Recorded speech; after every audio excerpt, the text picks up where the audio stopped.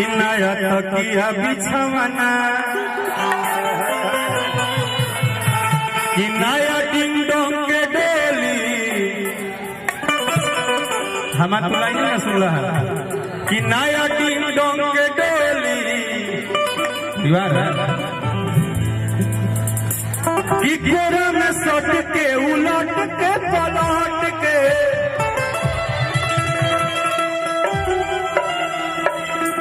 एक सेकंड धन्यवाद आप लोग ऐसे हम करते नहीं जे भी एक गाना के आज हिट करता सुपर हिट करता डुपर हिट करता वो पूरा भोजपुरी श्रोता समाज के हम आज मंच के द्वारा पैर छू के प्रणाम करते नहीं। आज आपने एक बात तो साबित कर दिया कि जो लोग बोलते थे कि भोजपुरी में खाली हइये होगे चलेगा, आपने एक बहुत श्रृंगार रस के गाना को इतना सुपर हिट बनाया है कि आपने बताया है कि अगर गायक अच्छा गाना दे तो हम अच्छा भी सुनना पसंद करते हैं और इसके लिए आप सबको धन्यवाद दिल से। ये भाव हो ये कोनो गलत चीज नहीं, श्रृंगार है ये श्रृंगार के बात है कि घेरा में सट के उलट के पलट के दिल बादिया तू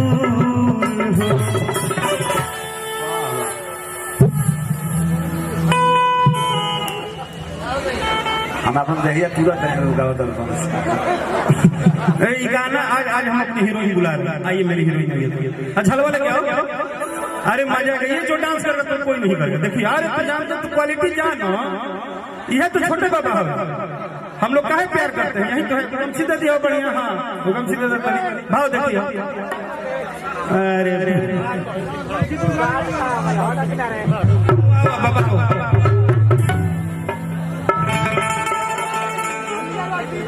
कि कोरा में सट के उलट के पलट के दिल बड़ा दहिया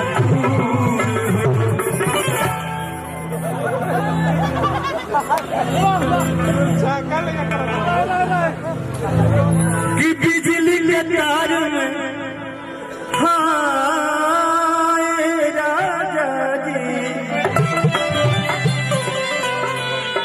बिजली के तार में भतार छुड़ैलो हम मने मने कैला मजबूर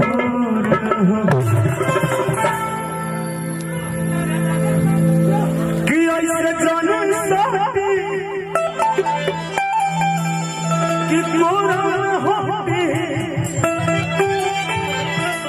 कि टूटला बदन पर राजा तनी जाने न बहरिया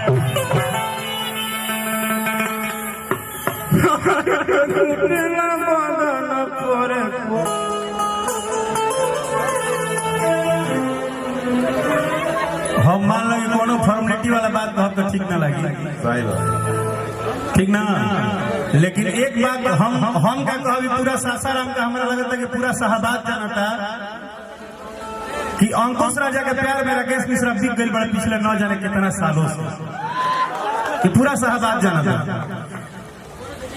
ट्रेंडिंग स्टार ब्रांडिंग स्टार जर्नेंडिंग स्टार कथुरे स्टार आई है केहू आई जाए सब हो सकला अपन बात कही, लेकिन हम जब भी आइला तो हमरा यह लगेला कि ना कोनो स्टार आई। तो पिछला बार भी जब हम बबिया के शादी में आई रही, जब बबिया के शादी रहे वही हम आई रही ना बबी की शादी में, हाँ मतलब बहन का शादी में आए थे हम। तो जब आए थे पिछले बार तो ओहो घड़ी हमरा यह लगल कि हम जे कोनो गायक अभिनेता कुछ बन के ना आइला। अंकुश और राजा इन दो ऐसे नाम हैं जिन्होंने अपने प्यार में राकेश मिश्रा को कैद कर लिया है और न जाने आजीवन जब तक सांस रहेगा हम यहाँ के लोगों के लिए कैद हो गए। और ये आपका प्यार है बाबा, ये गार्जियन जो लखन बाबा है उनका प्यार है, आपका प्यार है। आप विशेष हमारा जानते हैं कुछ बुझाए ना आगे बहुत बुझाना था महाराज। अच्छा आप आए हैं क्या? यहाँ मेरे दोस्तों ओ चिरकुटी प्रसाद ही हैं। Oh my God you are the लाल लाल हेयर। ओके ओके या you are government I am सरकार। चलो छोटे बाबा तनी पीछे हो जाओ बस। ये तो पीछे नहीं लिखा ना बहुत हमें दिक्कत होता देखे। चलिए धन्यवाद।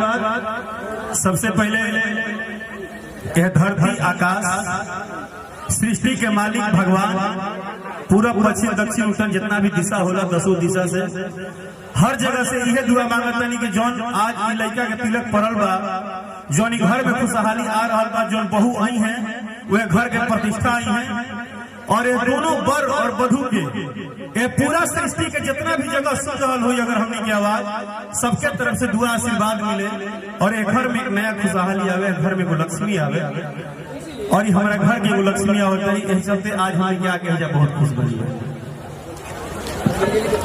धन्यवाद। जब भी ऊपर माई बहन चाची बैठे बड़ी सबके प्रणाम बा, भाई आप सबके भी प्रणाम, सबके प्रणाम।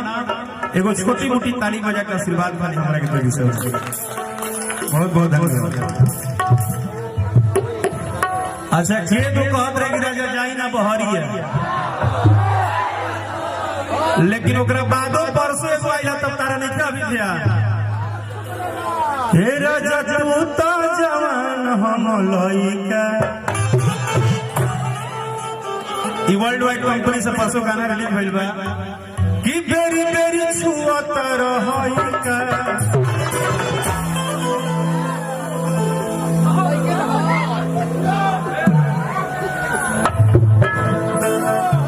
देखा तो नहीं है हीरोगा के लड़का है यो। हे राजा तू तो जवान हम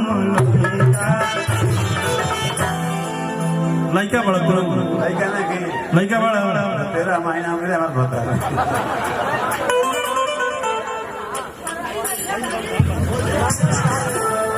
अच्छा लेकिन ये सब हो 2 मिनट बाबा, 2 मिनट होगा, मर मजाक सब होगा।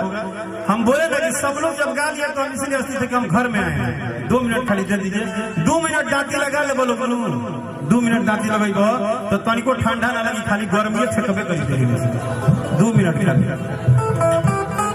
अब कुछ अपन संगीत के वो वसूल बा, वही हिसाब से हमने के सबसे पहले थोड़ा सा अपना सिस्टम में चलते नहीं।